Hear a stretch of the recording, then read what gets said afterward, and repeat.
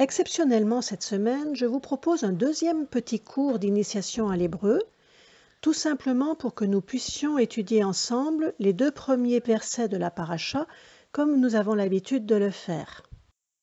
Et de cette manière, nous allons pouvoir découvrir une nouvelle lettre, le bet, mais c'est seulement dans le cours suivant que je vous ferai découvrir la lettre bet d'une manière plus approfondie.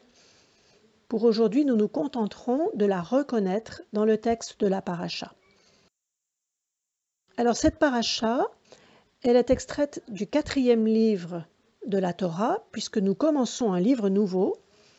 C'est le livre des Nombres, Bamidbar, dans le désert, et cette paracha s'appelle donc la paracha Bamidbar, dans le désert.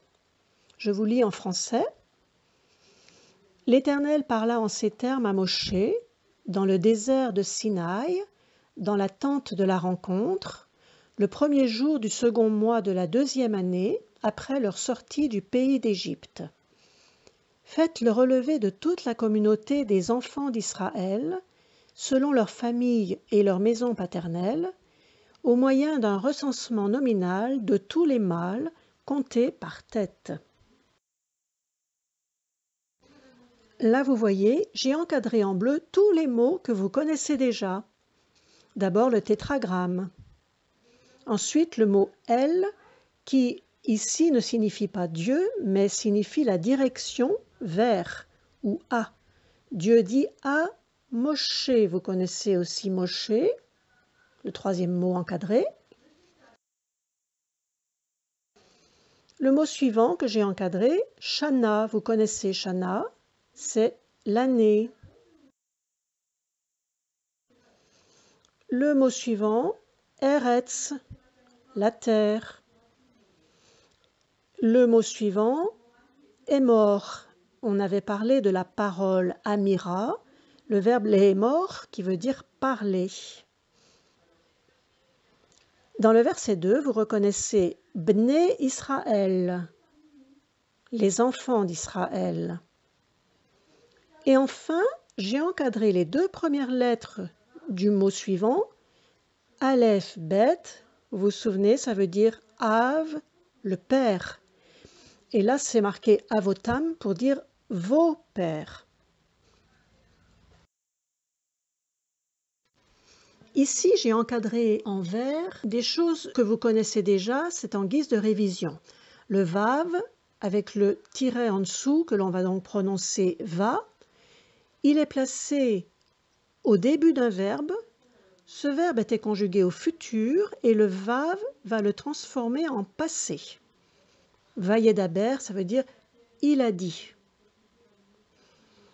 Ensuite, vous avez le He à la 3e ligne, avec un tiret en dessous pour dire Ha. Hasheni, c'est le 2e, pour dire le. Donc le He ici, placé avant le mot pour dire le. De même à la 4e ligne, Hashenit, pour dire la.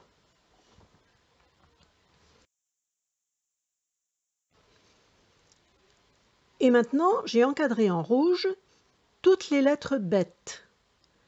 Premier mot, Vayedaber. Alors, voyez, ici, il y a 2 points sous la lettre bête, donc on la prononcera B. Vayedaber. À la ligne suivante, vous avez aussi 2 points, c'est donc encore B. Et ensuite, un tiret, Ba. Bemidbar. Ensuite, vous avez B de nouveau, Béoel. Ensuite, vous avez encore B, Béhad. Ensuite, Ba, Bashana. Alors, je vous explique simplement que cette lettre bête, quand elle est placée comme ça en début de mot, elle veut dire dans. Donc là, vous avez dans le désert, dans la tente, dans le premier mois, dans l'année. Bête, c'est pour signifier à l'intérieur de quelque chose, entre autres. Pourquoi? Parce que la lettre bête signifie maison. Bête, ça veut dire maison. Je continue au verset 2. Bnei Israël, vous vous souvenez de Bnei Israël que nous avons vu tout à l'heure? Je continue, et là c'est très intéressant parce que vous trouvez donc à la deuxième ligne du deuxième verset le mot bête, le mot maison, bête. Dans le mot père, comme nous avons vu tout à l'heure, on retrouve la lettre bête. Alors là, je vous signale simplement qu'il n'y a pas de point à l'intérieur de la lettre bête, donc on ne va pas la prononcer B, mais V, Av. Le bête, en effet, peut se prononcer de deux manières, soit B, soit V. Si on a un point à l'intérieur de la lettre, c'est un B. Si on n'a pas de point, c'est un V. Et enfin, de nouveau, B dans le mot suivant. Alors maintenant, simplement, je voudrais vous apprendre quelques mots nouveaux qui sont très simples et qui sont des mots quand même fondamentaux. Midbar, le premier mot que j'ai encadré en violet, Midbar, c'est le désert. À ne pas confondre entre parenthèses avec Midbach, qui est la cuisine. Je vous avoue pour la petite histoire que j'ai souvent fait la confusion, ça faisait bien rire mes amis en Israël. Quand je voulais parler de la cuisine et que je leur disais le mot désert, c'était des éclats de rire. Donc, Midbar, c'est le désert, et Midbach, c'est la cuisine. Le deuxième mot que j'ai encadré, Ohel. Le mot Ohel, c'est la tente. Ici, c'est la tente de la rencontre. Ohel Moed. Ohel Moed, c'est la tente de la rencontre. À la troisième ligne, le mot Echad. Echad, c'est un. Retenez bien, Echad, un.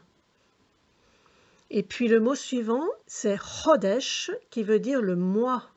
Alors, vous ne savez pas encore lire ces lettres, mais vous pouvez déjà entendre les sonorités et retenir par l'oreille. Chodesh, c'est le mois. Shana, vous vous souvenez, nous avons appris que c'était l'année. Shana, l'année. Chodesh, le mois. Le troisième mot de la troisième ligne, Sheni, ça veut dire deux au masculin. Et le mot suivant que j'ai encadré, Shenit, c'est féminin. Vous avez donc appris aujourd'hui 5 mots supplémentaires. Le mot Midbar, désert, Ohel, la tente, Echad, 1, Sheni, 2, Chodesh, le mois. Pour finir, je vous propose de vous relire phrase par phrase en vous faisant la traduction pratiquement mot à mot au fur et à mesure. Vayedaber Hachem el Moshe. Hachem a dit à Moshe. Bamidbar Sinaï. Dans le désert du Sinaï. Beoel Moed. Dans la tente de la rencontre. Behechad la Chodesh Hasheni. Dans le premier du mois, le second. Donc dans le premier jour du deuxième mois. Bashana Hashenit. Dans l'année, la deuxième, donc dans la deuxième année. Letzeetam me'eretz Mitzraïm. Après la sortie de la terre d'Égypte.